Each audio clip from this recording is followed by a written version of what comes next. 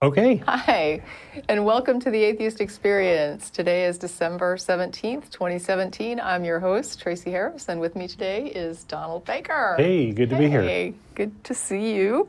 The Atheist Experience is a production of the Atheist Community of Austin, which is a Texas nonprofit educational organization dedicated to separation of church and state and positive atheist culture.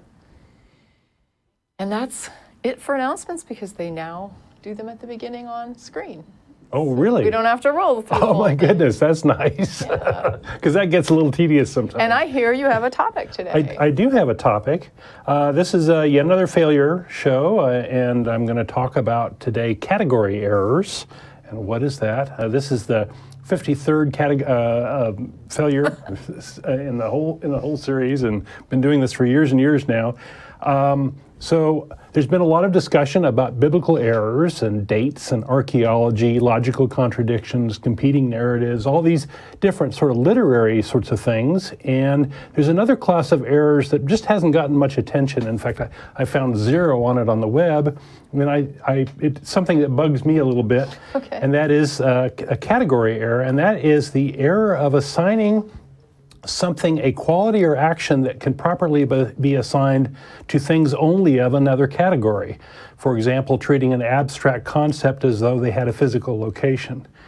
And there's a whole bunch of these in the Bible, and I think that these are rather serious biblical errors that belie the nature of the author and give us a clue that the author was sort of ignorant or didn't know various things. And a typical type of category error is confusing the instance of a thing with the type of the thing.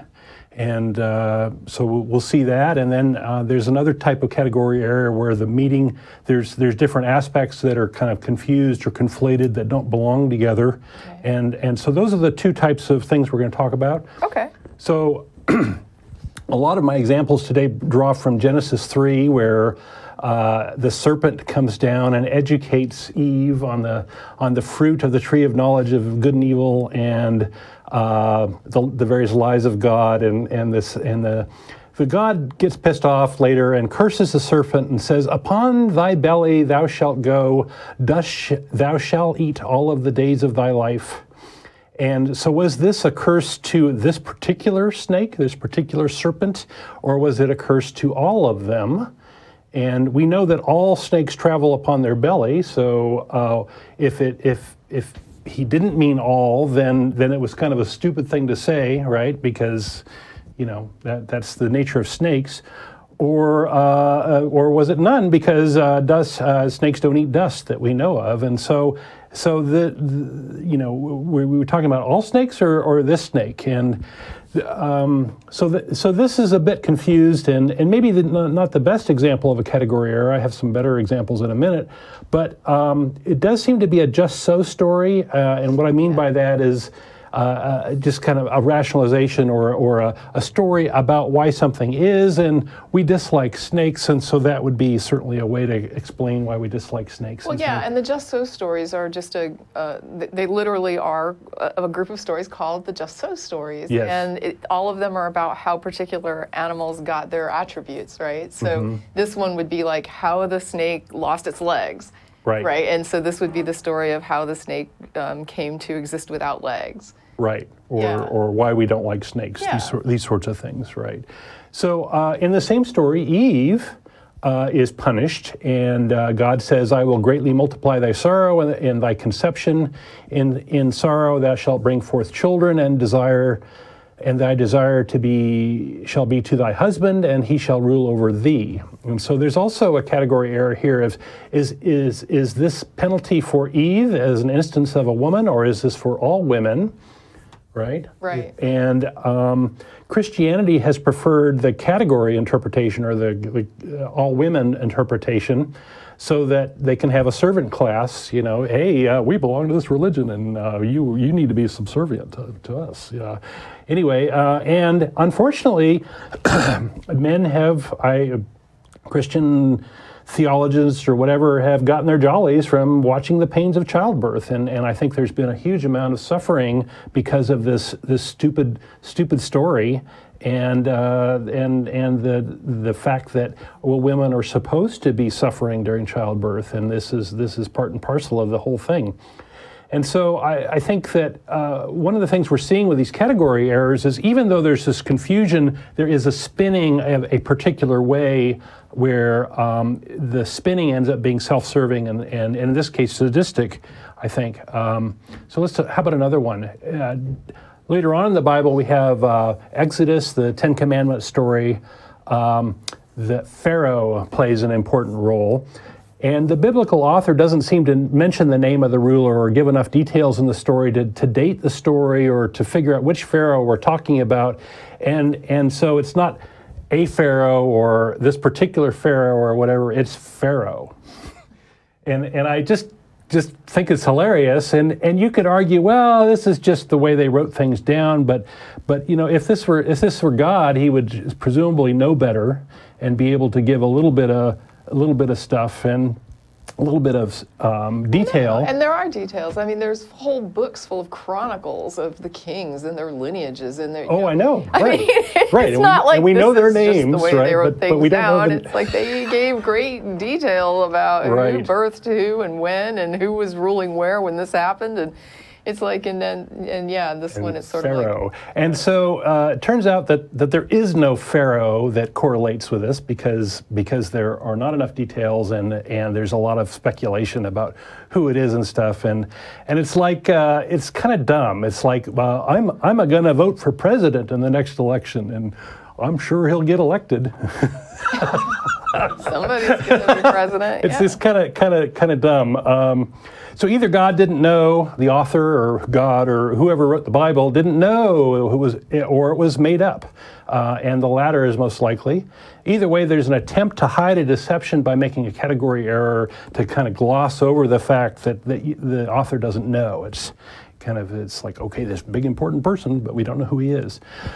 God is another one-word category error, and even in the Bible, which God are we talking about? Is it Jehovah? Is it El? Is it Elhoah? Is it Yahweh, Lord, King of Kings, Father, Adonai, El Shaddai, Jah, Baal, and many more? There's quite a number of them, and there's so many to choose from, and trying to reconcile those might have been very confusing to folks, and so, and even there's kind of an aside here that modern Christianity tries to maintain a mythology of monotheism, despite the fact that Elohim is a plural, and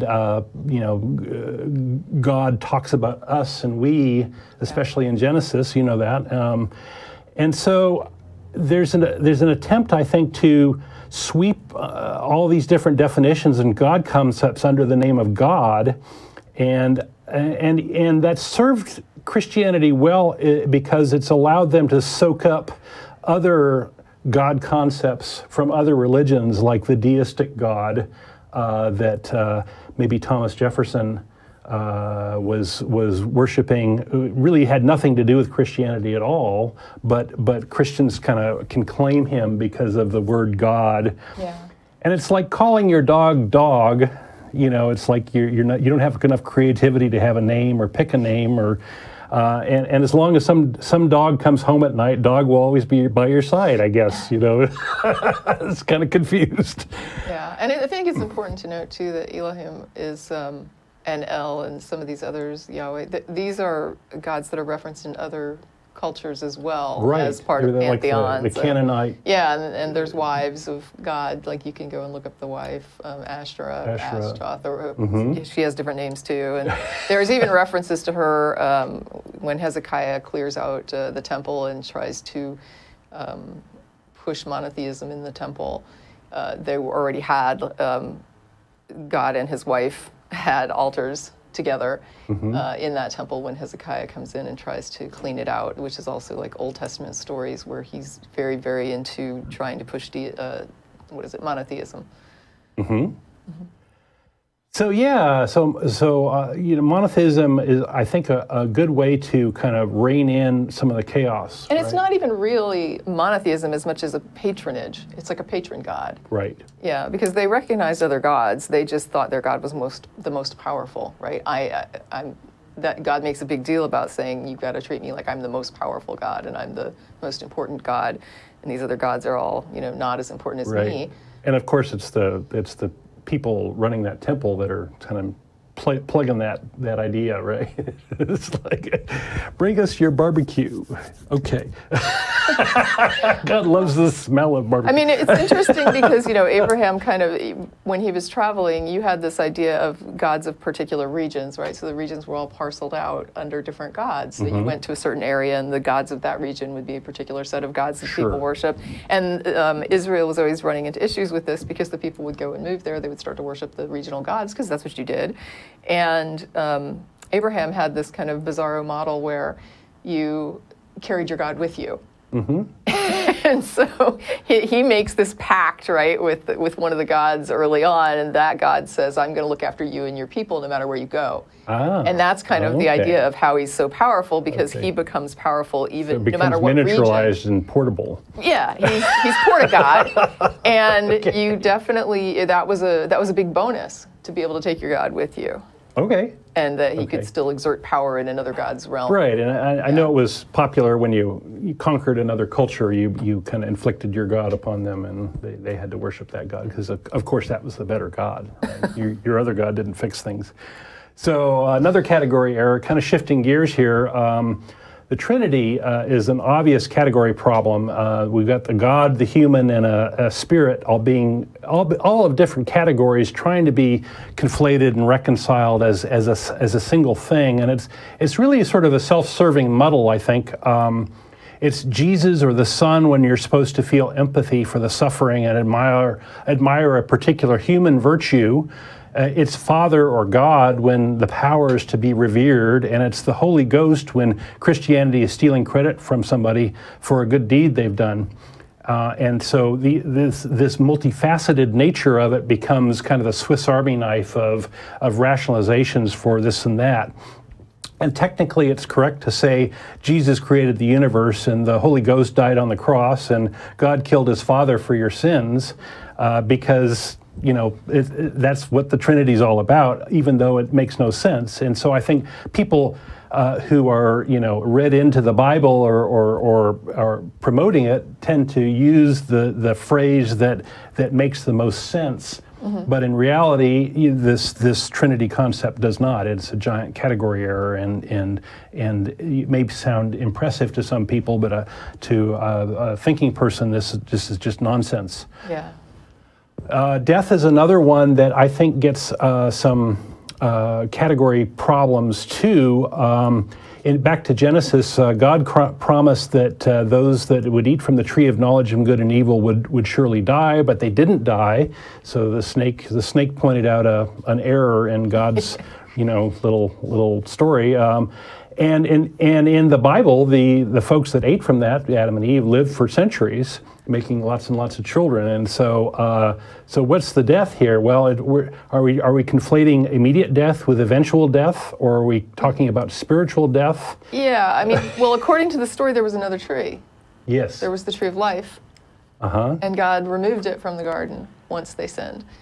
So he took it away, and his reasoning was, if they eat from the tree of life, they'll live forever. Yeah, but the prohibition was about a different tree. They'll be like us. Well, no, but what I'm saying is he recognizes in the story that if they access the tree of life and they eat from that tree, they'll then have eternal life. And that's where he uses the very confusing pluralistic language of, then they will become like us, right? Being all-knowing and living forever, and so we can't have that. And so he takes the tree of life away and puts an angel with a flaming sword to protect it, so that no one can eat from it. But the idea is, from what I understand of the story, the death was that they lost access to the tree of life, which is kind of interesting because it implies that they then. I figured there'd be a rationalization. Well, no, but the problem is, it seems like then they would have been subjected to death all along. Right? So it was like you were going to die anyway, even before you ate from the tree of knowledge, because you hadn't eaten from the tree of life yet. And if you really cared about living forever, I would think you would have gone and eaten from the tree of life right away, right? Like before you ever did anything. I'd be like, hey, first thing I'm eating is the tree of life fruit, because living forever would rock. But so clearly people didn't care about living forever. And so it's not much of a curse to inflict death on people by removing something from them that they didn't want enough to even go and pick a piece of fruit to get. So I don't know. It's kind of a weird story. And there's another sort of tangent here that I don't want to go into too much, but a big doctrine of Christianity is, we got this spiritual death thing, and that's really what the whole story was talking about, because there's an attempt to respin this Old Testament story to make it make sense in the New Testament and give Jesus a whole purpose for existing, that he's going to remove this curse from you. It's like, though, you could just put the tree of life back. You know what I mean? Hey, there's a good solution. I'll just put the tree of life back, and then people can have it again.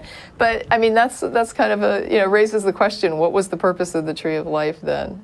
If it, you know what I mean? And what, I don't know. Yeah. It's a wisp of the story that invites a lot of interpretation, and I think that's one of the big problems in the Bible. And Thomas Paine argued convincingly in The Age of Reason that God would never use a book to convey a message. Well, it's such a weird, process risk, right? So you have, for example, the tree of life in the same garden with the tree of knowledge of good and evil. What if the serpent had gone down and said, "Hey, Eve, eat from the tree of life, and then we'll have a conversation," right? Eat from that one first. If he was that clever, and then what would have God done, right? Now he's like, crap, right? We're screwed. They've eaten from the tree of life and the tree of knowledge, and now they're just like us, and now people are gods. Comedy is what it is, yeah.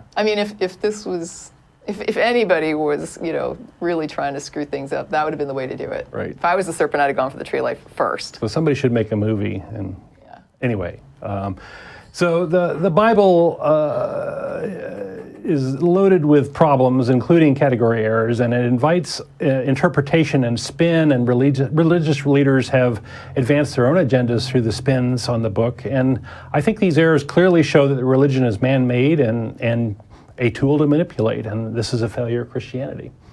And that's it for today. So let's go on to callers. What do you think? All right. So I think Richard helped us out on the call screening, and so I like to go ahead and let those people go first, and we'll go ahead and take Richard from Los Angeles, California. Hi, Richard. Hi. You're on with Tracie and Don today. Hi, guys. I love the show, and I've been speaking to different religious leaders around Los Angeles since 2003.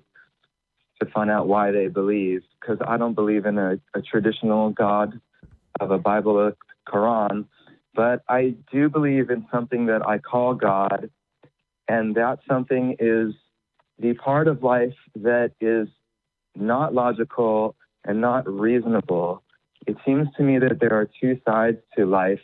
There's the reasonable, logical side that you can explain and you can learn about forever, and then there's the part of life that has nothing to do with logic. You can never explain it, and yet we experience it.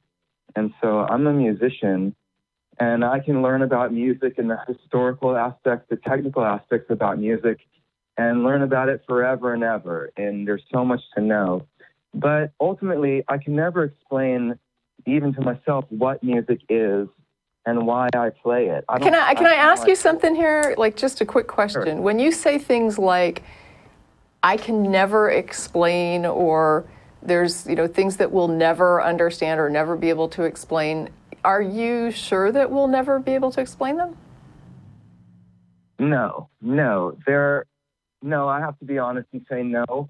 But I do feel that when we say that there are things that we cannot explain now, that's still kind of in the world of the known. Even though it's unknown, it's something that in the future you can learn about and then maybe understand in the future. I guess I'm talking about that which is not knowable. But how would we know if there was an unknowable thing? Right. Well, that's the tricky part, and that's where Is it possible that there are no unknowable things? Well, I was going to go with a different tact. You see, this is hard to explain because, like I said, it's an experiential thing. Like love, I don't know. I guess we can talk about different reasons why we love or why we listen to music and enjoy it. But it just seems like this is an experiential part of life, and that's the part that I I call that God. Okay, Let me go. Sorry, Tracie. No, it's all right. I just was trying to gain some understanding. You know, there are things we don't know, and we might just, for the sake of conversation, label that our ignorance, right? And there may be things in that category forever. And how does your God differ from our ignorance? Because I think that the God is, you know, I'm trying to explain something that's ultimately unexplainable. And I think that this is like where life comes from. Even though I can't scientifically explain it, I wish I could logically, reasonably explain it. But isn't it true that if we say we don't know where we came from, then that's part of our ignorance? Yeah, I hear what you're saying. It's a paradox. It's not supposed to make sense. But why would it be a paradox to say that we don't know things? That there are things that we don't know? There are things that we don't know, but then there's also things that we cannot know. But we don't know that. It's not. We cannot know that, right? I mean, that's certainly one of the things that right now we cannot know. That there are things we'll never know. I'm not willing to accept it. I don't know if there are things we will never know. It's like I was saying about music. I play music and I love it. I have no idea what music is, and I can never describe music, or I don't know if I'll ever know in a logical, reasonable way what music is, and yet music is a very real thing. What do you mean when you say you don't know what music is? Like I said, I don't know logically what it is, and yet I experience it. But there is a logic to music. It's very, I mean, otherwise, how could you impart, like, for example, an entire orchestral piece to a bunch of different people and have them play it together? There is absolutely a comprehensive aspect to it that we do understand very well. It's knowable, even if it's not intellectual. That's the logical side. Yes, that's what I'm saying, that you can logically understand music. Now, there may be aspects to your experience with music that you have difficulty conveying to other people, or even understanding yourself. Is that fair? Right. Mm-hmm. Okay. It's a different side. Right. And there's the logical side, which is the part that you can impart to other musicians and write it down and have all the dynamics and explain what you want done. But that doesn't describe what the experience of music feels like, what it is. Right. This is a process of you as a subject with a brain. I get that. Like, this is a different aspect of it. And our emotional feedback that we experience is certainly not logical. I agree. It's not really something that we reasonably come to. It's a visceral reaction to things. And even though we may understand how logical responses work, and ultimately we also may understand in great detail, even to a fullness, to predict what emotional feedback certain people might experience in any circumstance. I mean, one day we may, from a neurological standpoint, have even that knowledge, I guess is what I'm saying. Could be. I'm not close to that. Yeah, I mean, I don't know that we will. I just know that I wouldn't rule it out automatically. So I'm still stuck on, why would you call this God? Right. Well, you know, is it worthy of worship? Is it supernatural? Is it, you know, I don't see the traditional concepts of God here. And I do understand what Don is asking. He's saying, why wouldn't you simply label this the things I don't understand? Right. And you could call it that. You could call it anything, and people call it all sorts of things. You can call it your higher self.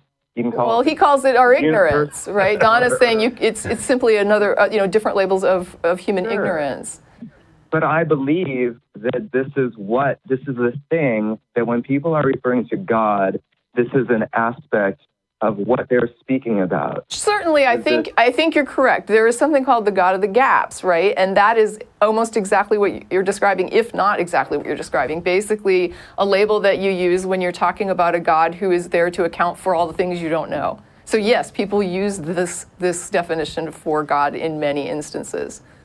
And I would say on a personal level that even though I definitely do not follow the God of any holy book, I actually talk to something that I label God, and I find that when I do that, when I ask for help from it, I actually get help. Now, whether that's my higher self, a higher part of Can I ask a question here? Like when you talk about ask for help and get help, are we talking about tangible or intangible? Like, for example, is this help that you get, like, I feel really tired, like I just can't go on anymore, and then I get this hint of inspiration? Or is it more of along the lines of, I'm $500 short on my rent, and then I found $500 in an envelope on the street?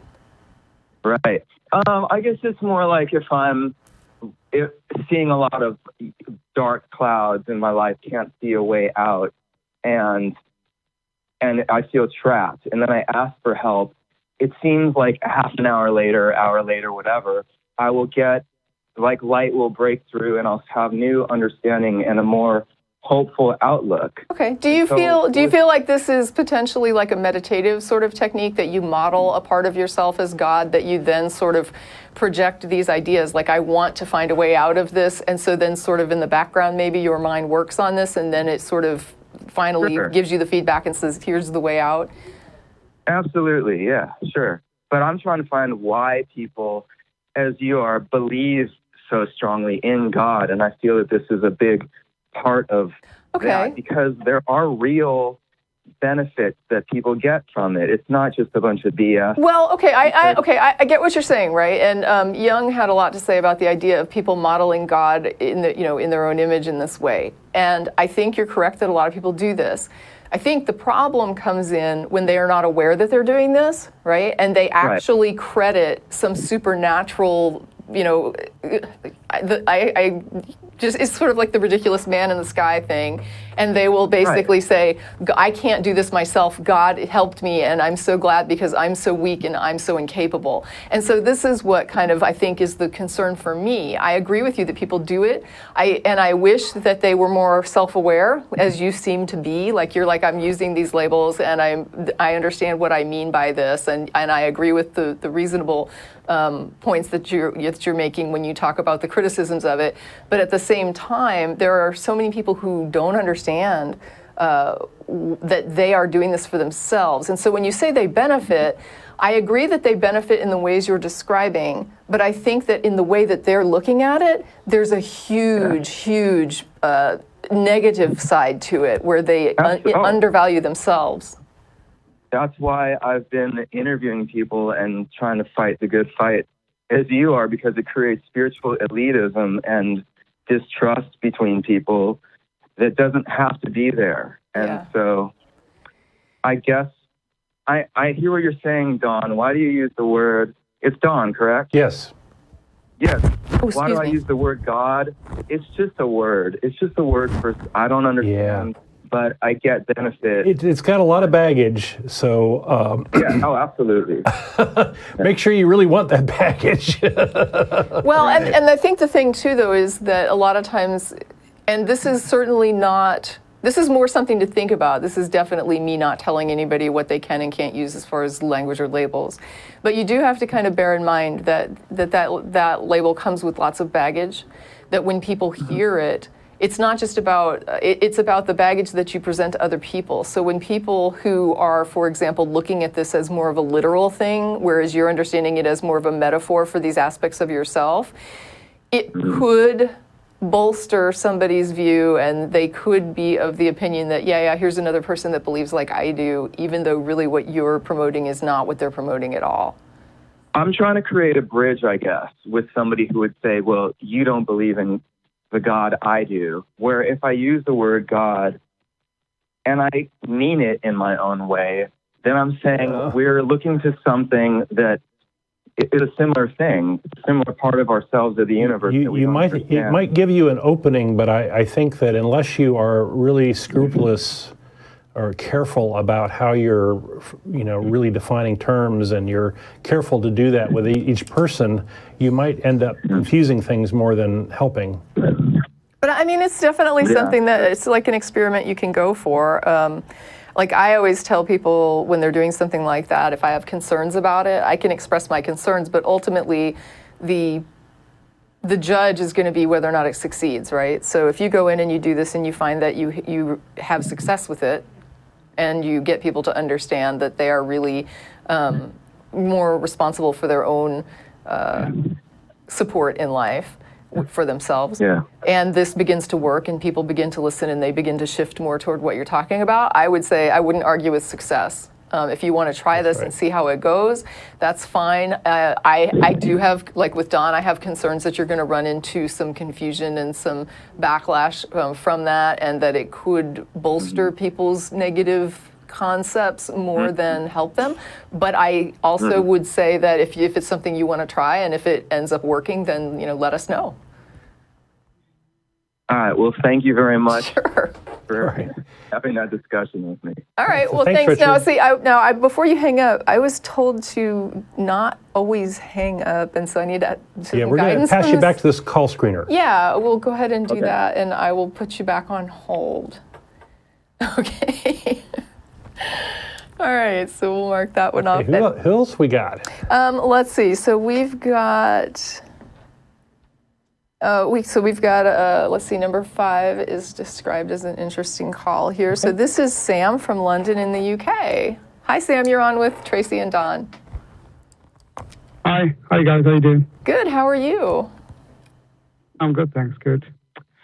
Yeah, basically I just wanted to kind of explain why I think many sort of theists, like especially Christians, Muslims, and maybe Jews, they don't really understand their kind of religion properly. Hence, when they're answering, atheists, they don't really refer to Scripture. They're only referring to things that they've been taught or indoctrinated with by their sort of like community or their parents or. Well, that's common with all religions, isn't it? Sorry? That's common with all religions, isn't it? That a lot of the people learn it secondhand, or they don't properly study it, and so they are doing it based on a representation of what they learned or the culture they've absorbed it from. A lot of folks pick up their religion from their parents, and in fact, your parents' religion is the strongest correlation of any for what a person's religion would be. That's right, yeah, that's right. And I think that's part of the problem. I mean, the parents were teaching their kids, or the priests were teaching their sort of their followers, the community. Whatever they've been taught is probably is being not quite right, and they're not referring to their scriptures as they should. Because if they did, then you wouldn't see half the what's it called, divisions you see in religion. You see so many divisions. You see so many, well, people. Maybe. Now wait a minute. Now I know that you're in the UK. Here in the US, for example, though, we had a big nasty war that we fought over the issue of slavery, and that issue was taken up on both sides by many religious people and many preachers who argued that the Bible supported their side, and they used many scriptures to support that God supported slavery, and many scriptures to show that God did not support slavery. And I can go online right now and go to any division that exists between churches and probably find both sides of this argument using scriptures to support their argument. So I'm not sure that failure to go to scripture to look for an answer is what's causing the divisions. I mean, when I read the Bible and the Quran, I'm a Muslim myself. Sure. And the Torah, I get I understand that slavery is allowed, but not in this way it was sort of practiced, by in the US or by the British, but the way that people interpret slavery, I don't think it's quite right. They see it as kind of really, really bad thing. But the way it's described in the Bible, I'm not really interested in debating slavery with you. I'm merely pointing out that slavery can be both defended and attacked using scriptures, and there are people who are vehemently on either side of that issue who used scriptures to support both sides, and this can be done with many sides. Now, the fact that you see it a certain way is irrelevant, because the reality was there were people who saw it differently than you, and they were looking at the same scriptures. That's my point. Yeah, and I mentioned earlier, Sam, that about 200 years ago, a guy by the name of Thomas Paine, who happened to be the guy who gave America its name, argued in a pamphlet that God would never use the written word to convey a message because of just this problem. It can be interpreted different ways. Languages evolve. There are things like category errors that creep in, and you can interpret all sorts of different things and spin them different ways, and everybody does that.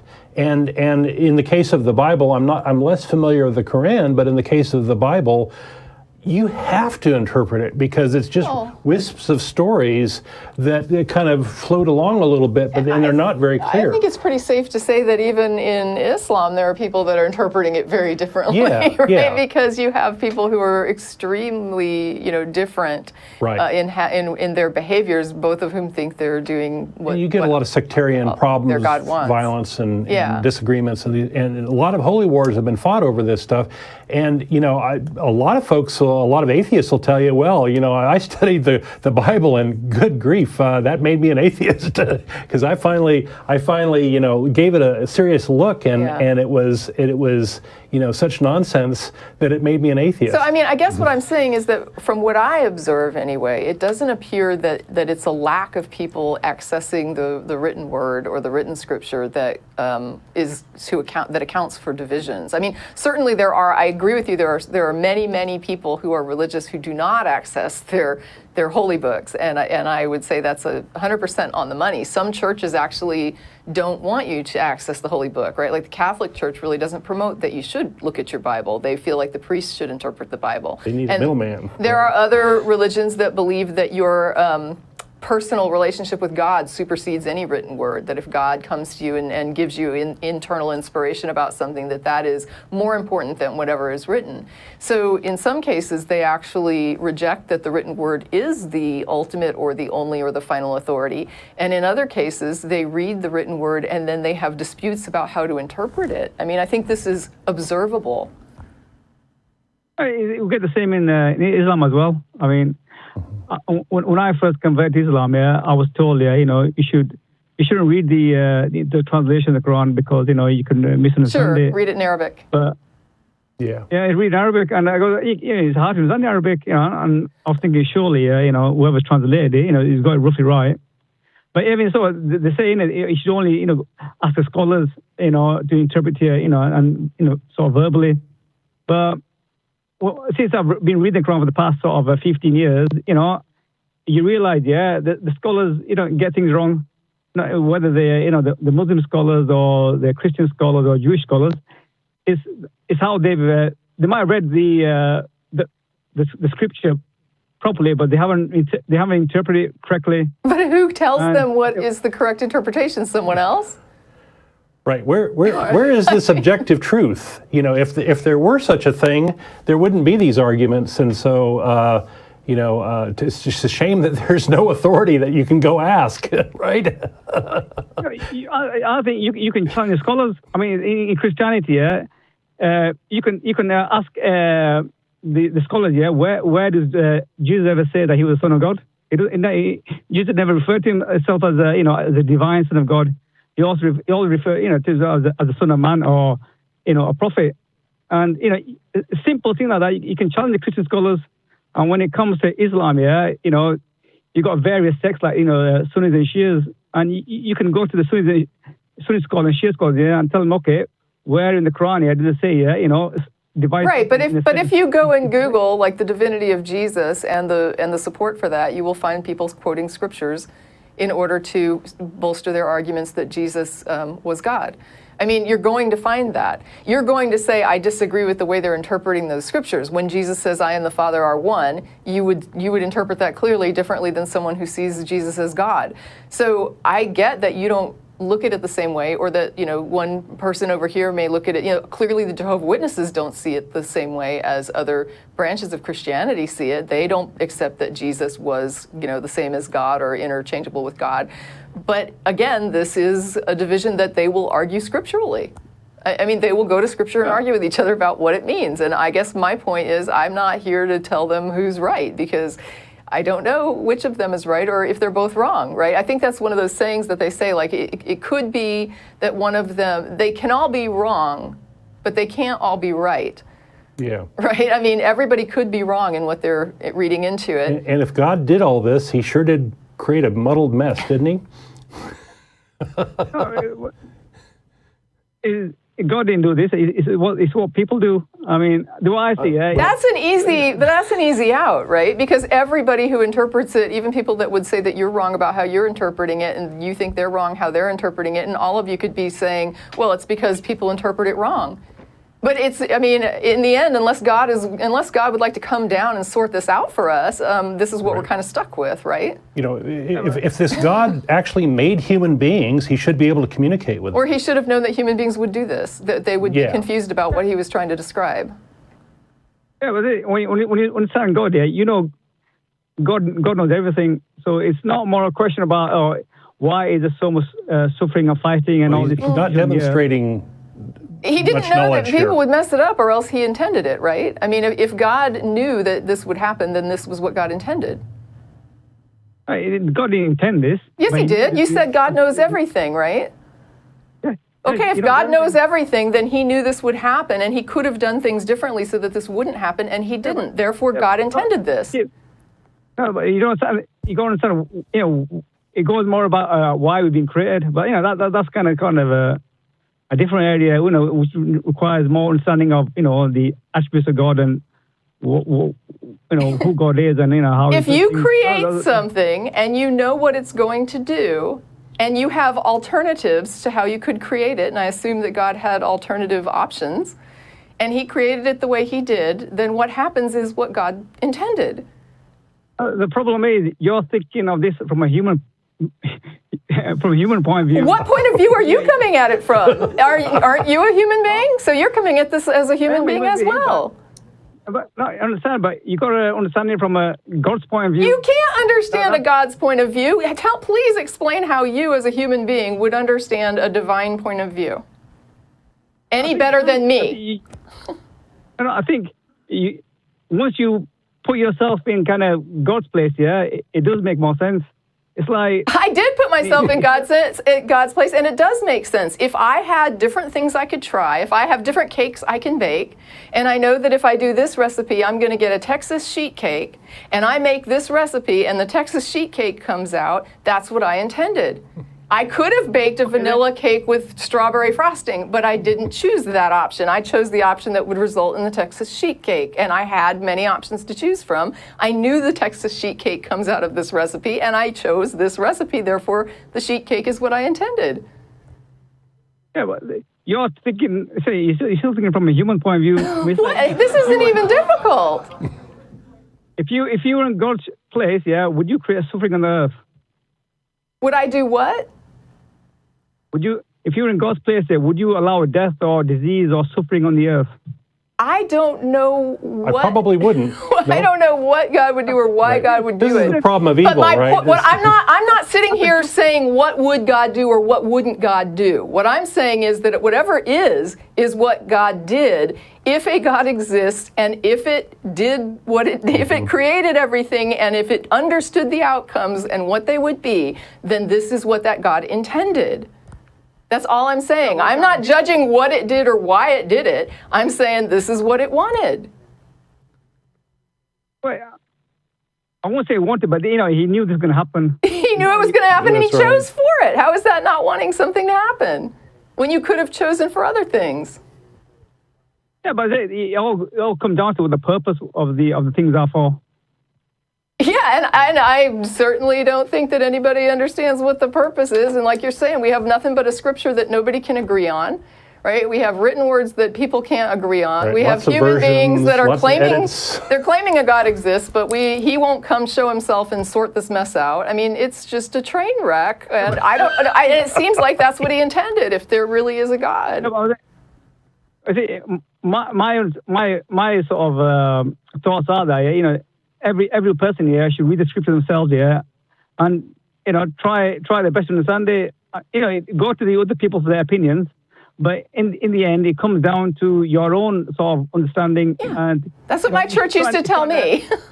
That's the same thing my church used to teach.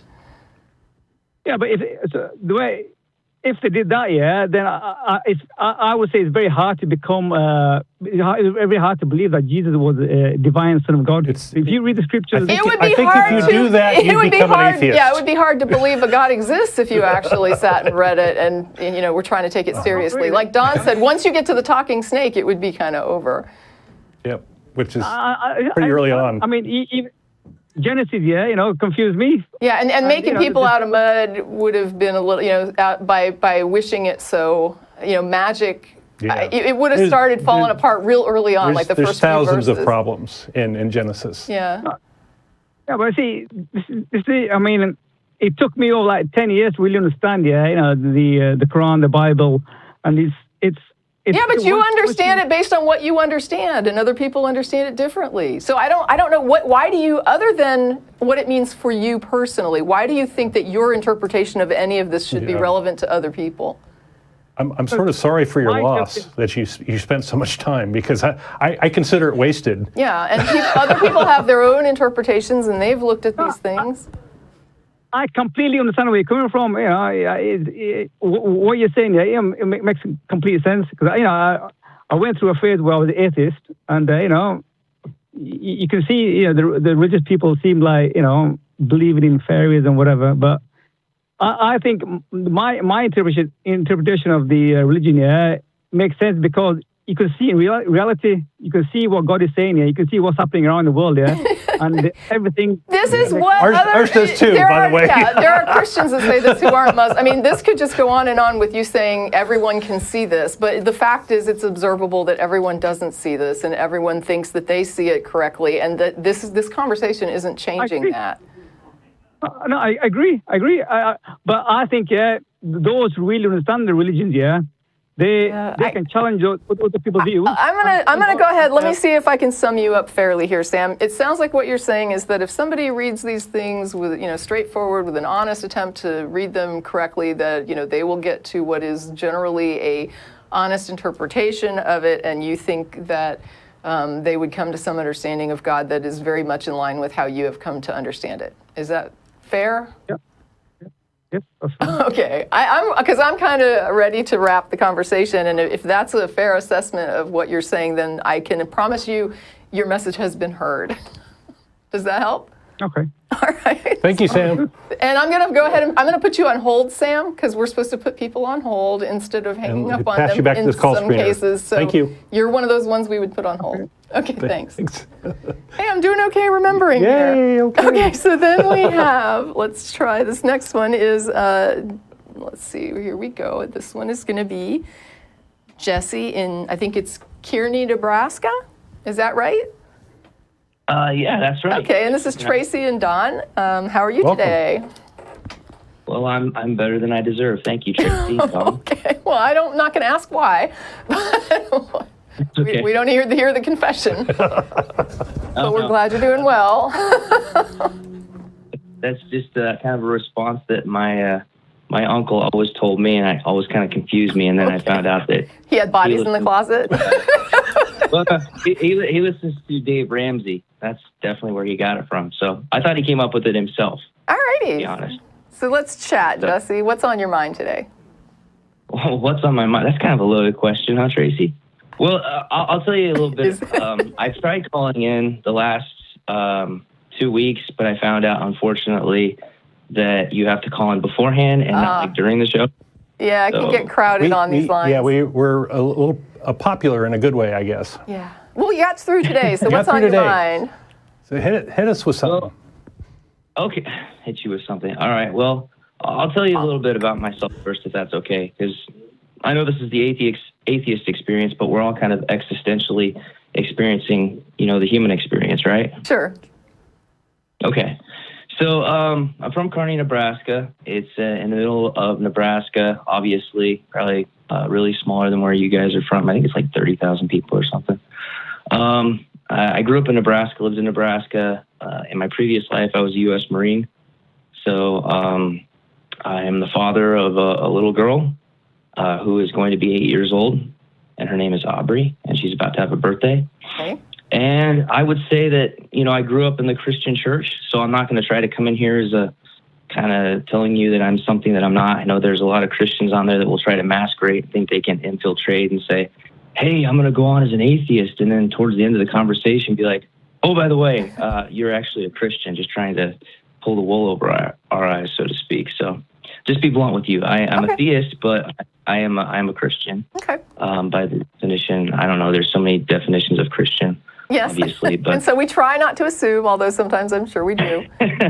Well, thank you. Okay. And I would say that I'm the type of Christian that is basically in John chapter 3. I had to be reborn. I was born one time through my mother, and I've been spiritually reborn through the Holy Spirit, the indwelling of the Holy Spirit. I don't know how to explain it, but that's basically what it is in a nutshell. And before I get any further, I just want to thank you guys. Like, this has been one of the coolest experiences ever when I'm on hold, because usually I get like elevator music, or Oh, what do you hear? Girl from Ipanema or something? What do you hear when you're on hold? like, I don't know. It could be some kind of MIDI sort of orchestra of No. Sebastian Bach or He gets to or hear the Mozart. show, I think, when he's Do on you hold. hear other callers while you're on hold? Yeah. Well, Actually, that's kind of a retro thing. For a while, they didn't have that anymore, and I guess that's back now. Yeah. Okay, so that's interesting. Okay. That actually was pretty surprising and encouraging. The first guy talked about how he was a musician. Yeah, Okay. we know what they talked We were about. there. Yeah, been there, done that. So what's on your mind today, Jesse? Well, my mind, Tracie, just to cut to the chase, is the validity of the Bible. Mm-hmm. And I know that Don mentioned earlier the category today, or kind of the topic, if you will, is the categorical errors in the Bible. Okay. And I'm not one that's unfamiliar to that at all. Honestly, I've gone through life, before I became a Christian. Actually, when I became a Christian, I wanted to know, okay, how do I know if all the books in the Bible, if there have been any left out, or if there have been, any that have been added? Because the Catholics obviously have the Apocrypha in their Bible, and the Protestants have, they've eliminated the Apocrypha. Although And Eastern Orthodox has other books as well. Right? It's just how the Bible got created is a pretty complicated And then thing. there's some Apocrypha that's not included in any of the Bibles. It is a really interesting way, as Don mentioned, how the Bible came to be. There's lots of theories out there and whatnot. We could probably go off in some rabbit hole on that. And there really isn't a Bible or the Bible. There's lots of different ones, and they all have different histories. And even different Right. base texts. Yep. So, yeah. Well, and correct me if I'm wrong, because I know Tracie mentioned something about a church earlier, but Don, do you come from a Christian background? I do not. Particularly? No. Okay, all right, that's cool. So there may be some stuff that I may not be very familiar with. I haven't read the Bible in its entirety. I'll be honest. There have been some people out there that have been former Christians and said they've read the Bible like 12, 15 different times, so they know it forwards, backwards, and upside down. Okay. I'm not one to claim that. So what is on your So- mind today? Okay. Well, I know that there's people that talk about how, the scriptures, as I said before, have been twisted. There may be books missing, stuff like that. And there's people that will argue first over whether God exists, right? They will argue over whether Christ even existed. That's very common. But my question then, okay, if there's this kind of disagreement about whether God and Jesus existed, well, who do we have that we know has existed? So, well, the first one that comes to my mind is the Apostle Paul. Can we agree that, he was actually a person who existed? People generally History. view Paul as an existent person who did exist. Yeah, there doesn't seem to be much controversy there. Yeah. Okay, great. That's awesome. Well, you guys mentioned like the Jehovah's Witnesses earlier in the show. I have been paying attention, taking notes and stuff. And so, in order to figure out whether, I guess my basic thing personally is this comes down to be very, very personal. See, when I was born April 2nd, 1984, I didn't ask to come into this world, to be honest. Nobody did. None of us did, to be honest. None of us did, right? And there's so many people that I've got here throughout my life that have told me this is truth, that is truth. Your truth is your truth, my truth is my truth. Sort sort of a whole relativistic mindset. And one of the things I remember reading in the Bible was Pontius Pilate said, "What is truth?" And then he walks away from Christ. And that is a very important question. What is truth? Is it merely a philosophical teaching? Is it kind of what you have a subjective feeling about what truth may be? So I've determined to find out, what exactly is truth. The three most important questions I think a human being can ask are, where did I come from? Well, obviously you could go back and say, well, my mother and my father had sex. Well, that's obvious. That's how all humans came to be, right? The second one is, why am I here in the first place? And the third, when it's all said and done, when I take my final breath, then what? Now, here's what's interesting, okay? I'm going to tell you what's really interesting, because I was writing down these questions as you were. None of those questions in my life are important. Like, none of them matter to me. What matters to me is, how do I pay my mortgage? That would be like my number one. And, do I have something for dinner tonight? Would be number, and I think that there are other people who live in other areas of the world are thinking, is there some way that I can find food for my children this week, right? I think the idea of where did I come from is pretty irrelevant, because I'm here. And I have to face and deal with what I have to face and deal with. And what I'm dealing with now and what I deal with in my life every single day is what matters to me, like on a real level. Why am I here is irrelevant unless someone can demonstrate to me that there is some reason that is external to myself. Unless you can show me that there's some external reason, it's irrelevant to me that somebody is asking why I'm here. It's a nonsensical question, because unless there's a demonstrated reason that is not my own reasons for doing what I do, then the question itself, I don't even know if it's valid. And the last question, what happens after I die, is completely not relevant to me, because what matters to me is what I'm doing while I'm alive, right? Once I'm dead, as far as I know, there may be nothing, there may be something, I don't know, there's no one that's come back that I can ask, and I don't see how it impacts what I'm doing now. Yeah, this line of discussion is trying to create a capital P purpose, and then say that God is the source of that purpose and these sorts of things. And I'm with Tracie. I don't know of a capital P purpose. I don't think such a thing exists. We have our own purposes in life, and it just seems to me that what is the most relevant stuff in most people's lives is what's happening to them in the here and now. In the present. I think Pepsi had an ad for that one time on their billboard. In the here and now, actually, that I remember. Okay, well, I appreciate you taking notes too. That actually shows that you're actually interested in the caller and their thoughts and what's on their heart and mind. Okay, well, I understand that, and I mean this with all respect, in the word respect. But this isn't so much about Tracie and Dawn, but it's about me, Jesse, because again, I have people in this world telling me, hey, believe this, believe that. This is why you're here. There is no purpose in life, sort of a nihilistic. Okay, here's the thing and I'm just throwing this out there because this has been something that's been useful for me, and I think it's often useful for people. Whether it's useful for you or not, you can be the judge. But when you make a comment and you say, I think the three most important questions a person can ask themselves in life is, and then you give the 1, 2, 3. If it's about yourself, then it might be better to frame that as, the three most important questions to me in my life are. Do you understand the difference? Yeah, no, that's a good point. It's really good for people to own their ideas, right? And not sort of utilize other people as some sort of conduit for their ideas. So when you have something that you think is like important, instead of saying, I think this is really important to people, say, I think this is really important to me. Or I know this is very important to me, or I have this idea. Not lots of people think this. You don't have to. If you don't have to bring other people into the mix. Now, sometimes you do. Sometimes you are talking about other people. But when you talk about strictly yourself and you want to keep it to the conversation to something personal to you, try to be cognizant of the language that you use and own those statements as much as you can. No, thank you. I didn't realize that. If I'm honest.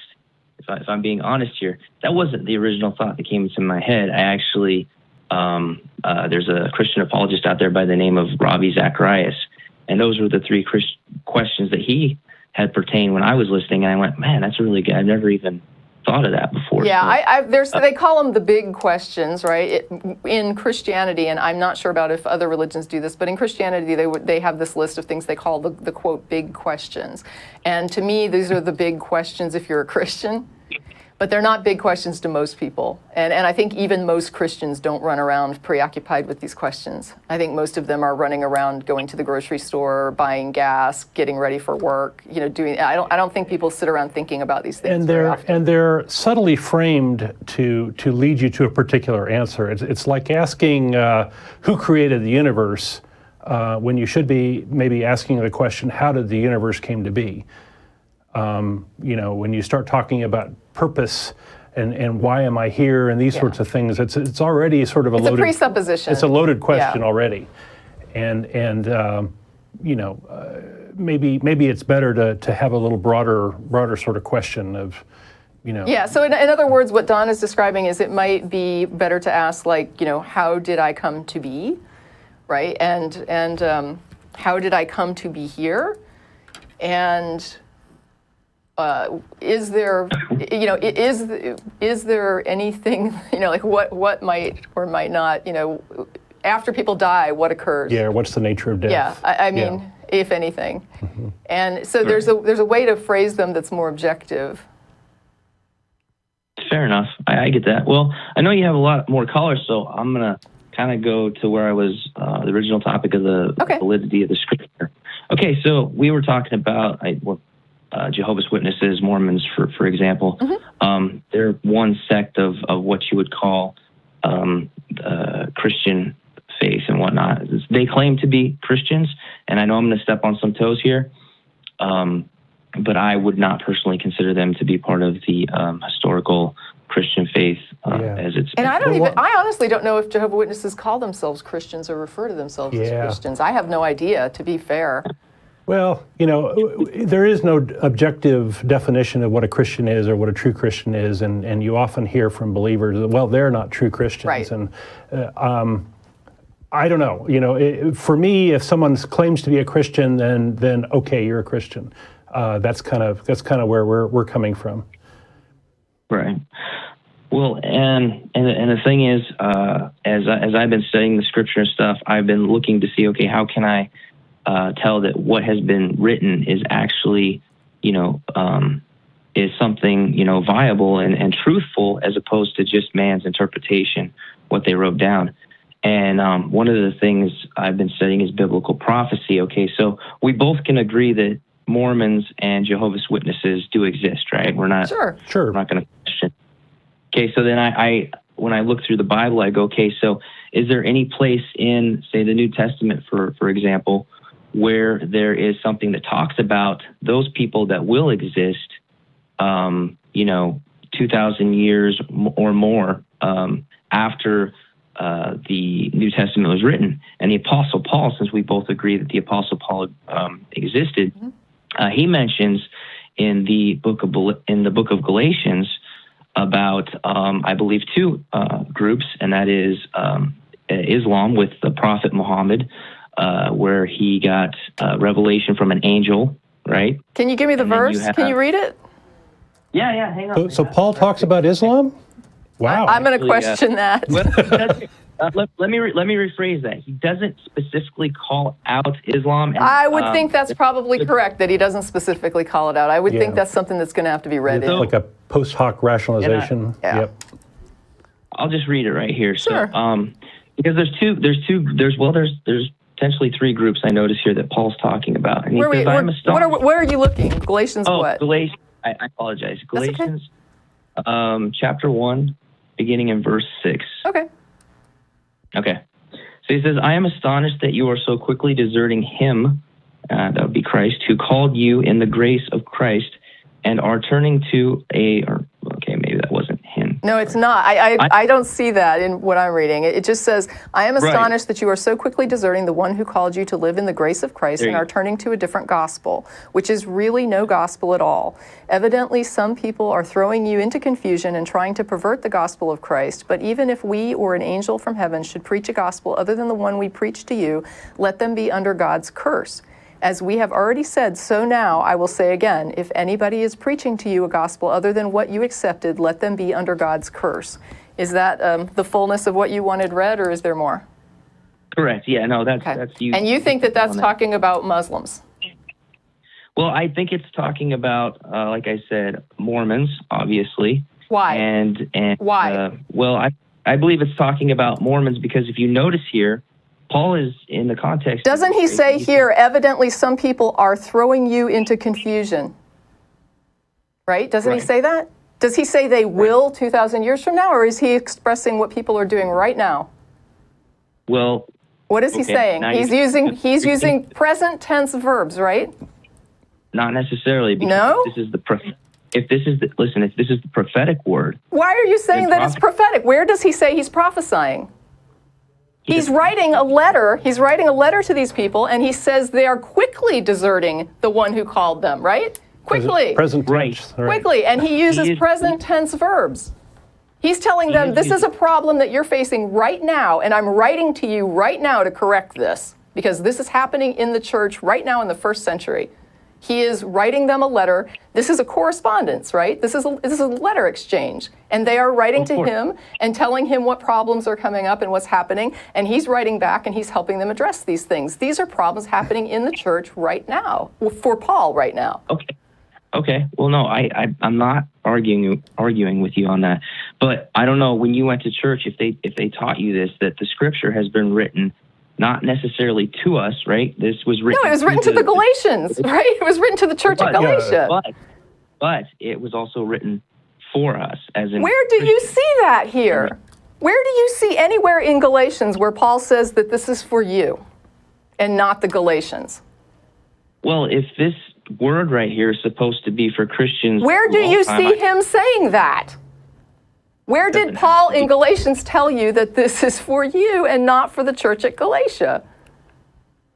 You're bringing that interpretation yourself. Yeah, right? Just because Christians today say this is written for me doesn't make it so. Paul wrote a letter to the church at Galatia addressing the issues and the problems that had come up with the church at Galatia, and you to say that he's talking about Mormons or Jehovah's Witnesses or Muslims or anybody else is absolutely out of your own head. This is a letter written and addressed to a specific group of people. Okay, from the onset, yes, it does look like it's written to. It is written to. It doesn't just look like it. Let's look at the address. Paul's epistles are an important part of the Here New he Testament, says, right? let's look at the very beginning of this book. Paul, an apostle, sent not from men nor by a man, but by Jesus Christ and God the Father, who raised him from the dead, and all the brothers and sisters with me, to the churches in Galatia. Grace and peace to you from God, blah, blah, blah. He's writing, and he addressed the letter to the people to whom it is directed, and you are ignoring that. And aren't you risking God's curse? I would disagree. How can you disagree? As mentioned in this passage, by trying to reinterpret it? No, it's not about that. But if you're looking at the first part here, it says, Paul, an apostle, not from men, nor through man, but through Christ Jesus and God the Father who raised him from the dead. Okay, you have to stop right there in the context. You have to remember the verse that is written in Hebrews 13. No, because we're reading Galatians. Hebrews is a different book. Hebrews is a separate book. We're looking at this letter to the Galatians. You cannot go to Hebrews to explain the letter to the Galatians. It's a different book. So you don't think anybody in Galatia read the book of Hebrews? I don't know. Do you? Unless they referenced it. Now, if I see a reference that is tying the group at Galatia to, like, for example, quotes from the book of Hebrews, then yes, they would have read it. But I'd still, what's written in Hebrews doesn't necessarily make a letter to the Galatians from Paul representative to you today, or talking about Mormons, especially when he's talking about something immediately occurring with the church. If the church at Galatia read that and they had no idea what he was talking about, if he's talking about Mormons 2,000 years later, they're going to be reading this saying, what in the hell is Paul talking about? Right? Like, he's saying that they're astonished that we're quickly deserting we're not deserting anything. What's he talking about? This would be completely incoherent. Time out, Tracie. If you're correct in your own understanding of this, then the Mormons who come and knock on my door, and I know they've knocked on your door and probably Don's as well, and they come into you with another gospel, okay, now either what Paul said is true over 2,000 years later, and that has significance on my life, or it's not. My question is, why do they even come knocking on my door? Because what Paul talks about here. What in the world does Mormons coming to your house have to do with Paul reprimanding the church at Galatia 2,000 years ago? This is the problem with prophecy. They want followers and the money that comes with the followers. That's my cynical answer. But what difference does it make? I mean, even if Joseph Smith thought he had visions, or even if an angel really came, I don't care. The point is, Paul is talking about a problem that is current for these people 2,000 years ago. He is not telling them about Mormons. I mean, the fact that you're interpreting it that way just shows how flexible people can be with this book. Right. And it's not about being flexible. And God would never use written communication for this reason. I mean, to call that a prophecy and to claim that this is about modern day branches of Christianity is just outrageous. I mean, I don't even know how you're getting that. If the word is prophetic and Christians do, what makes you think he's prophesying? Where does he say he's prophesying? Who's there to interpret? I mean, he's because he was an apostle and he was given. So what? Right. Luke was not an apostle. He has books in the Bible. What difference does it make? No, we're not talking about Luke. We're talking right. And before we weren't talking about Hebrews, right? But you could drag that in. I'm pointing out that this is a letter addressed to Galatia, dealing with an immediate problem, and you are trying to say that it applies to something 2,000 years ago for which there is not a shred. I mean, I read that verse and I asked you when I finished, was that the totality of what you wanted read? You said yes. I am personally willing to let that stand as I see what you're saying it means, I've said what I say it means, and there's the verses. Anyone can go look up Galatians 1, look at the address from Paul, look at those section that we just read, and they can decide for themselves whether your interpretation or my interpretation makes the most sense. Are you willing to let that stand? Well, I am willing to let it stand. Then I'm willing to move on to some new callers. Because we've... What I want to say in closing is I'm not here to try to convert you or anyone else. That would be stupid. Care. There's no way that you can convert someone over a call, and there's no way that you could convert Which me. is why I said you gave your interpretation, I gave mine. People can go look it up. They can see who they think is making the most sense here. Well, what I would like to say in closing first is thank you for having me. Thank you for calling. I've seen a lot of callers, Christians who've come in with kind of the wrong attitude, and I would like to share with them because I know they're listening as well. And anyone else out there, 1 Timothy 4:12, let no one look down on you because of your youth, but be an example for all the believers in speech, conduct, love, and purity. And that's basically the main reason I have called here as well, is because I want to make sure that anybody else who calls in who's a Christian going forward, that they understand that and they remember that. And it's not about trying to win an argument, but it's about trying to win souls for Christ, because the time is near. So they've been saying that for thousands of years. Yeah. And thank you, Jesse. I'm going to put you on hold. I'm not disconnecting you. They may want to talk to you in the screening room. All right? Well, and thank you, Don. God bless and keep you both. Oh, thank you for the aggressive sign off. What a great segue to the failed prophecy of Jesus returning within a generation. So we went through. I think we went through the theists for those lines. I mean, I'm not going to say that they don't have some that they're screening right now, but we did clear the original theist lines, and so we're going to hit some of these atheists who've been waiting. Okay. So let's go ahead and hit this one. We've got somebody that wants to talk here. This is Stevens in Nashville, Tennessee. Yeah, hi, how you doing? Hey, you're on with Tracie and Don. Hey, how you guys doing? Okay. Good. Thank you for waiting. What you got? Originally, first of all, I just wanted to say about your original thing about eating from the tree of life. Life, and if they would have eaten from the tree of, they didn't know better before they ate before the tree of knowledge. That's right. They ate from the tree of knowledge, and they went, "Oh fuck, we should have." Well, now see, it was the tree of knowledge of good and evil, and if you know you're going to die and you don't think it's, I mean, it doesn't mean they didn't know they could die. Well, no, he's talking about more of the fact that it's a catch-22. They didn't know the consequence. No, I get you. Because they hadn't eaten yet. Down with that. Yeah. Okay. Yeah. So it's entrapment of some sort. Yeah. Gotcha. Yeah, and then, anyway, okay. As far as Pascal's wager, the audience, everybody knows all about that. Yeah, we don't think too highly of it, but what did you want to say about it?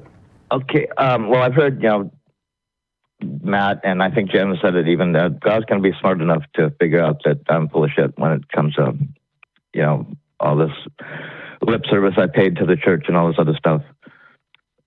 So the odds are that most likely, if it is real, then I'll be going to hell, So rather than... Well, which God, right? That's one of the big problems with the Pascal's wager is maybe you won't be going to hell. Maybe he'll love you. We've got 10,000 gods here and 10,000 versions of the Pascal's wager, and which one are we wagering on?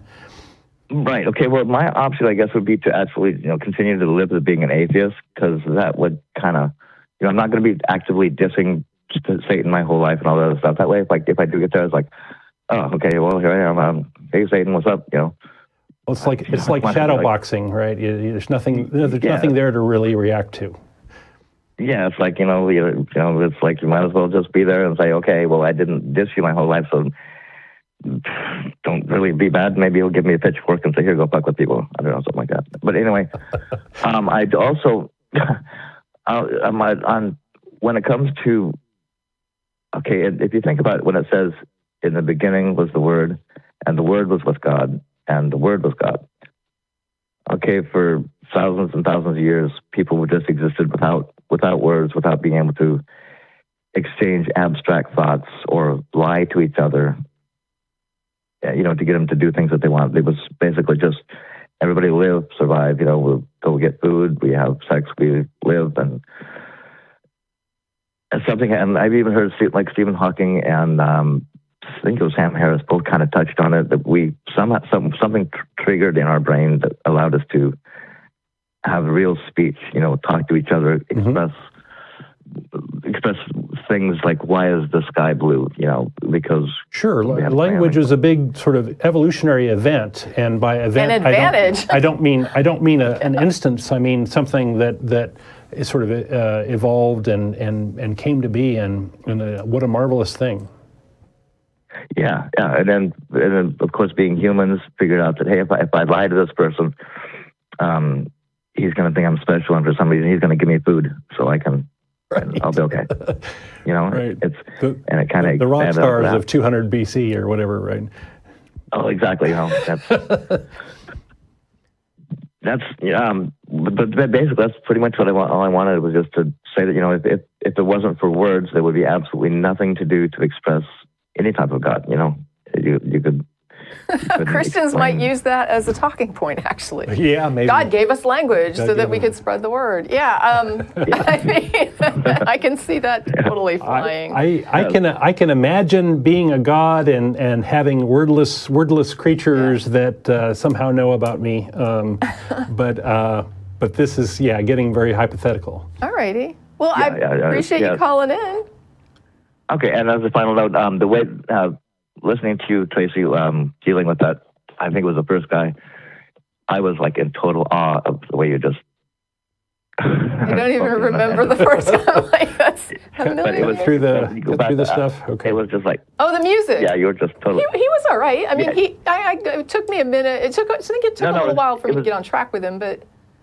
But I'm talking more like the guy before him. I thought that was the first call. I don't know. But thank you. I'll go back and look at it later and see. Thank you, Stevens. All right, thanks very much. They were both awesome. How's that? Okay, and you, I can let you go. You don't have to hold for the call screeners. Thank you. Thank you. All right, and if you're ever in Nashville, come on down. I'm a bass player. And hey, great there you go. Thanks. All y'all. All right. Okay. Thanks. Have a good one. Bye. Okay, and so now let's hit some of those other people that have been waiting forever. And we're going to go, this is an interesting name. This is Siampson in Iran. Did I just butcher your name? Siampson. What is it? Siampson. Can you hear me? Yeah, we can hear you. It is my pseudonym. It is not my real name. That's That's fine. We understand. You don't have to give a real name. You're fine. No, I'm Iranian. I'm living in Germany, Bonn, for better off of the last 5 years. And... first of all, hi Tracie, hi Dan, sorry. Hi. How's it going? Good. We're good. What is on your mind today, Siampson? First of all, I want to thank you. Thank you very much. And I appreciate your work. I learned a lot from you all, as I think you say in Texas. Yes. And I could put a lot I had in my mind into perspective. Last 3 years, I'm watching lots of your videos online on YouTube every time. So Aww. I appreciate your work, and thank you very much for your hard work. I know it is free work, and I appreciate it a lot. Thank you. And I want to, I hope, Tracie, you go to hell because of introducing the God is not dead to me, because that ruined 1.5 hours of my life. Right. Wait, is he going to be there too? Are you going to be there too? Will you be in hell with us? We're going for the company, right? Of course, if you are there, Oh, okay. Good, good. going there, I'm coming, sure. Good. No, that's great. Okay, we can have lunch. Yeah. I hear they have a mean lava cake. That was really worth 1.5 hour of my time. Okay. So I want if you would have enough time, I take a couple of minutes about my journey of life, my last 40 years of life, through going through the Sure, if you can make it quick. And yes, I tried a few minutes just telling you guys that I was born in Iran right after so-called quote-unquote Islamic Revolution. Wow. Back in the 70s, then, I was born in 80s, right? 79 was the revolution, and I was born in 80. And, I myself wasn't from very religious family, so my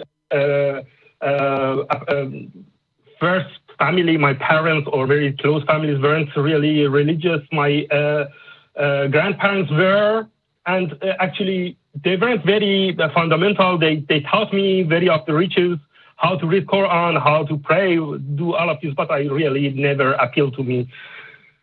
So I know all of these rituals, fasting, voodoo, praying. It is much harder, I think, in Islam than in Christianity. The rituals, right? I guess I'm not really sure. But after I started, but I was questioning all these things. Why people are doing this? Why? What is the point of praying or all this stuff? I think I was always a skeptic and critical thinker. But then I started schooling. Then it was government was everywhere in the school, in the books. So in the whole school, nobody teaches anything about evolution. Nobody talks. Evolution is no. Still, I think it is. They are not teaching evolution in the schools. Maybe in universities, if you are going to do some medical studies or biological major, maybe. But in schools, that's a big no. So we actually had to live two lives. One of them was at home, that we will talk about all stuff that nobody lives at home, people drinking and everything, but the whole other life when we were in public, mostly, because you shouldn't talk about these kind of things. Then it was really hard time for a kid. You can assume how the mental pressure is for a kid, any kid, not me, myself, any kid that is in that situation. I'm actually amazed that you never, that the indoctrination never took, that you went through all of this in such an intense situation with your society and your family and all of that, and that throughout this, even as a young child, this somehow never got into your head. I'm amazed at that, and I'm like happy for you, but at the same time, what a difficult thing to be living in that place. What a challenging childhood. Yeah, I can say you're right, but I don't know. I should thank you, I guess. I guess God make me this way, I guess. Yeah. That's amazing. Are you now that you're sort of in a relatively free country? Are you being more outspoken as an atheist, or are you? I'm going to go to that part very soon. Okay. I'm But I mean, bringing all this up to tell you what is the situation now in Germany. yeah, and you Please. probably have like some family considerations and things. I mean, it's not like you can just come out, right? I mean, No, it is. I was really big mouth. Even if when I was in Iran, and even if when I was in school, I was a big mouth. I was speaking, discussing with people. So, I'm really personally amazed when I look back. I'm personally amazed that I never got into any trouble. well, I'm glad you didn't get into any trouble. I'm really happy for you. Yes. Because some people do. But it is honestly nothing happened. I had never any trouble. I got Good. a discussion. I always thinking that, I in university I was discussing with one of these fundamental religions about women's rights and how Islam is unfair to women. Yeah. And I asked this guy why. For example, why women cannot have any high rank in government or religion, or in Iran, for example, they cannot be imams, they cannot be even judges, they cannot be judged. They can be lawyers, they can study and be very good lawyer, but they cannot be judges. So I asked why. The answer was very amazing, at the same time very simple. And I couldn't answer. I don't know. I didn't have anything to answer. He told me you can have only the high ranking when you are closer to God, and you can be only closer to God when you pray. yeah, that's painful. Ouch. Oh. I'm sorry. And if let me put it, and because when you are a woman, 25% of your time you cannot pray and do the rituals due to PMSing. Oh yes, So- you're So unclean. you're You cannot Women enter. consider Right. unclean. Women consider unclean, and they cannot do the rituals. So they cannot actually do the praying. So they cannot. So they're effectively be close to God. defective. So they cannot be judges or imams or whatever. Yeah. Got it. Actually blew my mind. But what can I answer to this? You can't. It's very sad. You can't. I mean, there's a certain point where you just have to say there is no. I mean, once somebody believes that, and they're really willing to argue that with a straight face, I don't know that there really is much impact that you can have. He completely believed that. Yeah, I'm sure he did. Yeah. I knew I was studying with this person.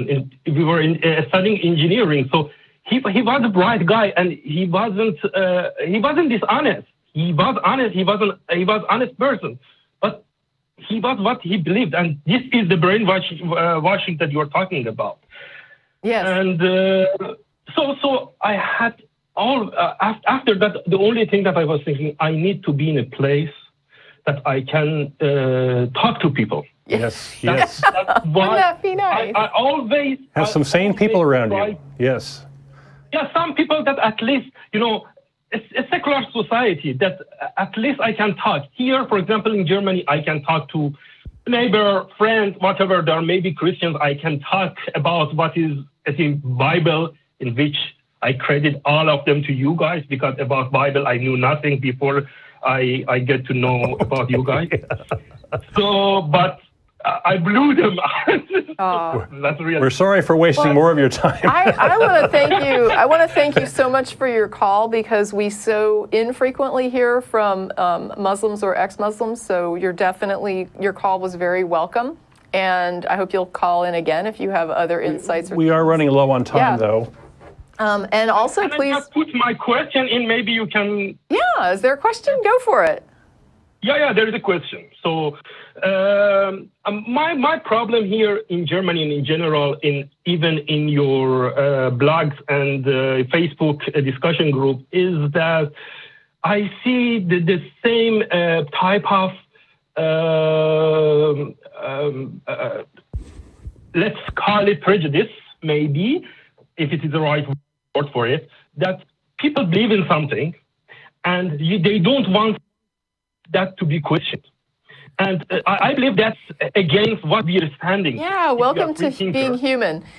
Many people don't like to be challenged, and it's not just religious people, right? So, I mean, an atheist, I think Matt sometimes says that you've come to the right conclusion about the simplest question that you could possibly be asked, or something, along those lines.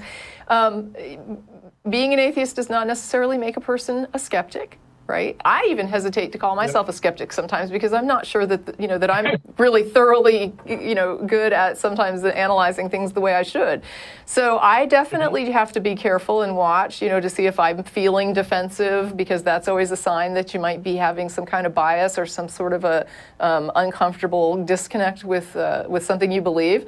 And so and I definitely see other people who have that same negative reaction. Obviously, the goal should be to be willing to pay attention to criticism and to be willing to accept any legitimate or honest challenges, right? I mean, obviously, you don't want to waste time listening to every single thing that could come at you, because some of it's going to be ridiculous.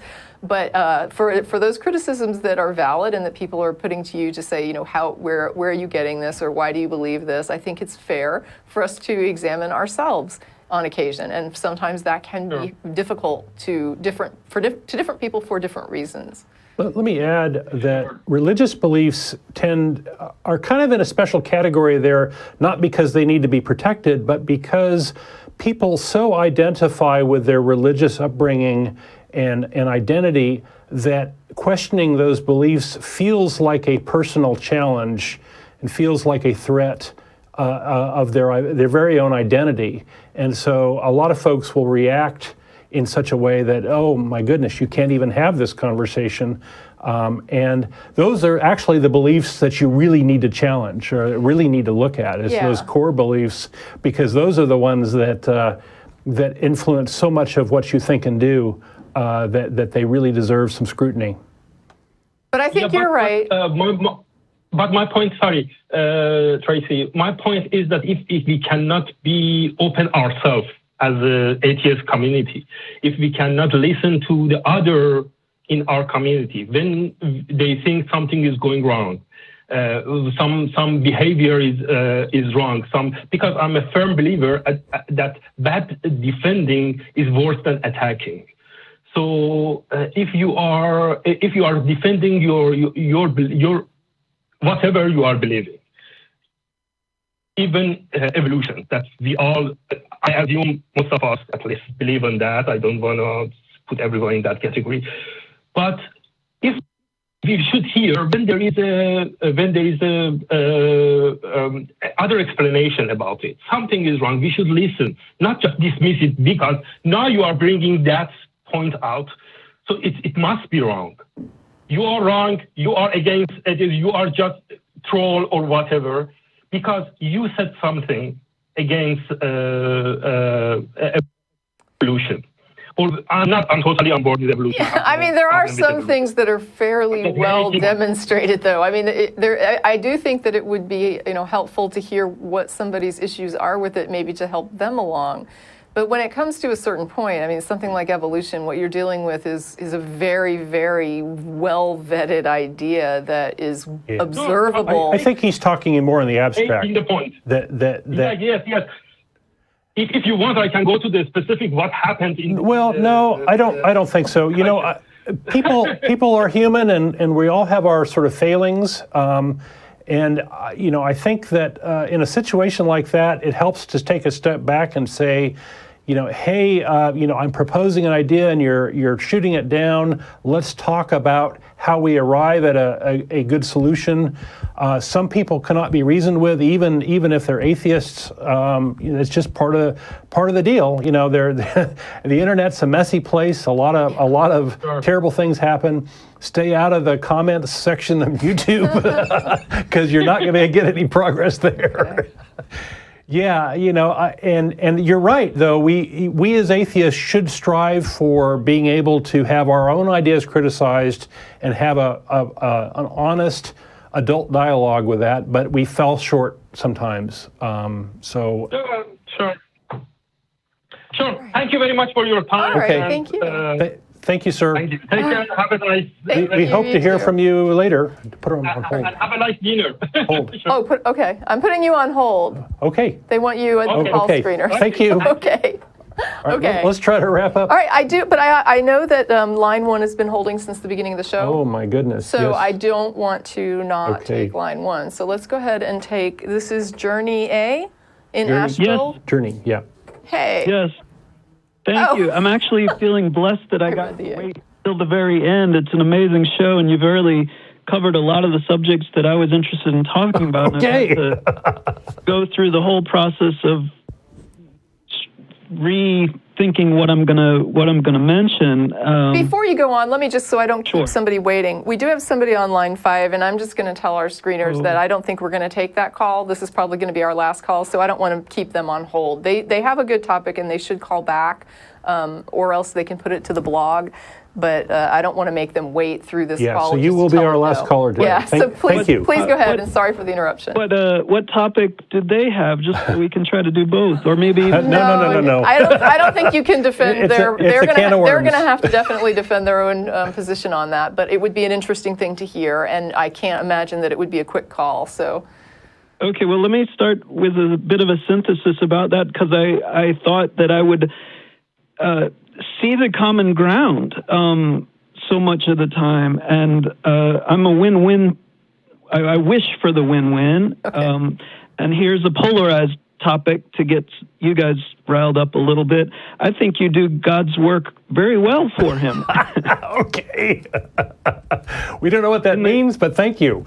It's a joke. It's the joke that really so much of the time the dualities between people are one and the same if only they could see it that way. But I know from an individual truth perspective, without a group consensus, it's a touchy subject, and maybe rightly so in many circumstances. I think, though, my favorite word, peace, is probably the greatest common word that might be claimed by some Christians, and might be claimed by that's what humans want by some humanists, and might be claimed by some atheists that's what they want. But we have different truths or ways we wish to convey that structure to get to that common humanity. Common peace is that favorite word. And the other thing that I mentioned in the preliminary was the word. It in many ways, when relative to conversation, it comes down to semantics in conversation. Now, not necessarily in truth, because there is a truth, to quote the Bible, that passes all understanding. And other than that, in relating to my cat, there are some truths that we don't have to talk about, and there's a common understanding there. If a truth surpasses all understanding, then it's an irrelevant truth, right? Because no one can understand it, so it's pointless and doesn't help us out. So Well, let's that's what I talk mean by about two the truths that we sides of do the same understand, coin. and let's find Somebody out could what it say is. the same as the skeptic puts that to the other end of the spectrum. I didn't put that in clear words, but in the sense that to negate the positive may be like calling the negative positive. So in regards to the basis of mathematics, the way they teach in school can be argued that it's wrong, even though that's the way they teach in school. Okay, where are we going with this? Can we kind of wrap? Can we Positive is positive and negative is negative. Okay, those are, what do they call that when something? Tautology. Yeah. So I mean, it's Hooray for white is white. tautologies, yeah. Yeah, When it is what it is. Right. Okay, is that it, or is there more? Oh, that's a simple basis. I mean, if we as humanity Okay, can I get think to we're that in agreement that positive of is a positive, piece negative that is is negative. the same language, or even different languages, having a common, 0 point, but that's another tangent for this interesting conversation. I don't want to hog the conversation. But I feel like that is the having a starting conversation. point. I'm wondering. I'm not really even sure what it is we're talking about at this point. Well, as an atheist, what do you want to be when you grow up? Why is that? I am grown up. I'm a project manager. That's asked when you're in kindergarten, and right, I am is a very, very appropriate answer without the labels. Sure, but I have labels that I'm happy with. And similar to the biblical Genesis, in the beginning was the Word. Here we go with semantics, right? Yeah, because words matter. They mean things, and they carry with them meaning, and that's how we communicate. And so a Christian might argue the word God is proof that God exists. There are conceptual terms and labels, and in fact, we had a guy call earlier who actually explained what the label meant to him. So, yeah. And I think that's the important conversation. In a laughing way, why I said you do God's work well, because it's important to define the terms. I agree. Amongst community. In a scientific forum, the peer review is very important, especially if that God is evil. Then atheism is very appropriate from a perspective of absolute denial of evil. But I think a Christian might come at it from the other end of the extreme. Atheist, in their mind, is evil, so therefore we have to completely deny that and cling to this idea that God is perfect. And then I'm kind of lost. Because it's a bipolar conversation. There's an assumption and an assertion that mathematics is the way mathematics is, and without relativity, it's an arbitrary measure. With relativity, that's where there's a need for peer review, and Feel free to jump right in here, Don. I don't. Journey, I think we're kind of having a little trouble following and trying to see your point. Lead for a second. Go ahead. You seem to be saying, hey, we're doing a good job of having a dialogue, and that's something we strive for, and there aren't many venues in the world where you can have an honest dialogue about religious topics. I think we're one of the few. We do have a point of view here, but we do allow a lot of different discussion and a wide range of topics. So thank you, I guess, for noticing that, if that was your intent. Are there any terms that you wish to define? I realize I've not seen every show, and I know that's one of the dilemmas, that each time you get up here, you don't really want to repeat the same, to be honest, we used to be more concerned with definitions, and then I think it was probably Matt that pushed a little bit for people would call to argue about atheist and the definition of atheist, and he finally was like, look, I don't believe a God exists. I don't think that it's a rational, position, and does the word God exist? No, but here's what I was describing. You asked if there were words we want to define, and I'm saying that the term atheist is one that we used to argue about the definition of and push a definition for. And now what we normally do is just explain. If the person wants to argue about what an atheist is or isn't, we will just say, look, here's how we view it, whether you agree with it or not. The point is we don't believe your God exists. Would you like to defend that position? And so at that point, we're basically saying, let's take the label away if it's going to cause confusion, and let's just describe the concept, and then we can go from there. Get to the meat of the matter, right? Yeah. And in many ways, that's why I said they're kind of two sides to the same coin in many ways, because you've from a Christian perspective, quite often they will not be able to define that God. Right. And then from an atheist perspective, we've noticed, yeah. Yeah, and from our perspective, there's no need to define it, so right? Once again, 0 point, and that's what I mean by that. That's the bottom line, so to speak, and that's fine. That's a great start.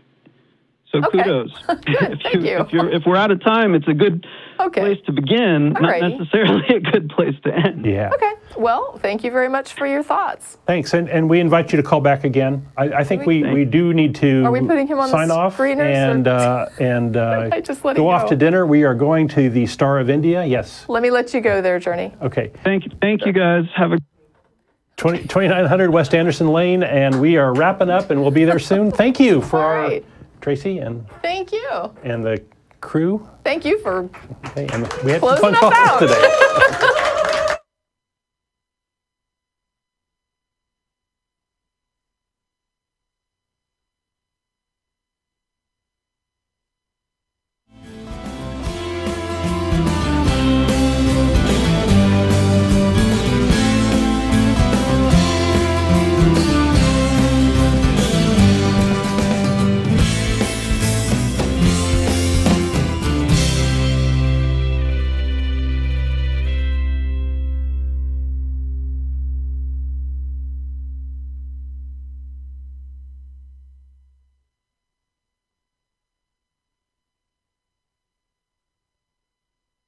Hi, this is Russell Glasser, host of The Atheist Experience.